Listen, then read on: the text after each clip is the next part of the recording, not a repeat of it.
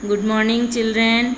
मैं नीलम शर्मा व्याकरण का पहला पाठ लेकर उपस्थित हुई हूँ। तो चलिए आज व्याकरण का पहला पाठ भाषा, लिपि और वर्तनी के कुछ अंश जानेंगे। भाषा क्या है?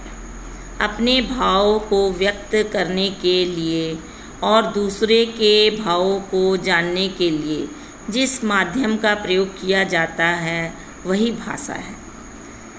भारत में कुल 1652 भाषाएं बोली जाती है। हिंदी उनमें से प्रमुख है क्योंकि देश में हिंदी बोलने वालों की संख्या सबसे अधिक है। हिंदी भारत की राजभाषा है। संविधान की 8वीं अनुसूची में हिंदी के साथ साथ कुल 22 अन्य भारतीय भाषाओं को भी मान्यता प्राप्त है। हिंदी हमारे देश की राष्ट्रीय भाषा कहलाती है। अतः भारत की राजभाषा हिंदी और सह राजभाषा अंग्रेजी है। 14 सितंबर 1949 को हिंदी राजभाषा घोषित की गई थी। तब से प्रतिवर्ष यह दिन हिंदी दिवस के रूप में मनाया जाता है। अब हम भाषा को उसके प्रयोग के अनुसार जानेंगे। तो बच्चों देखिए, भाषा को दो प्रकार से प्रयोग करते हैं। एक तो मौखिक, जो हम टीवी, समाचार, रेडियो या आने जाने वाले बातचीत में होता है, और दूसरा है लिखित यानी जो हम विद्यालय में पढ़ते हैं, किताबें पढ़ते हैं, मैगज़ीन पढ़ते हैं, प्रतियोगिता में उसको डालते हैं, तो वो सब। तो इस तरह से हम देखेंगे कि मौखिक और लिखित दो तरह की भाषाएं हैं।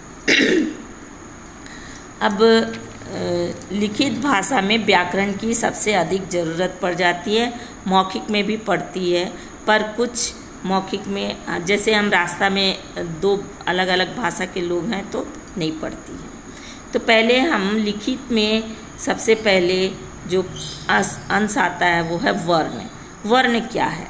किसी भाषा में बोले जाने वाली ध्वनि की सबसे छोटी इकाई को वर्ण कहते हैं।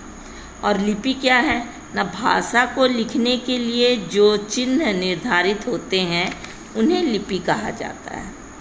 हिंदी वर्ण की लिपि को देवनागरी कहते हैं। पंजाबी भाषा की लिपि को गुरमुखी कहते हैं। उर्दू भाषा की लिपि को फारसी कहते हैं और अंग्रेजी भाषा की लिपि को रोमन कहते हैं। तो अगले वीडियो में मैं आपको इसका विस्तार, वर्ण का विस्तार बतलाऊंगी। तब तक के लिए धन्यवाद।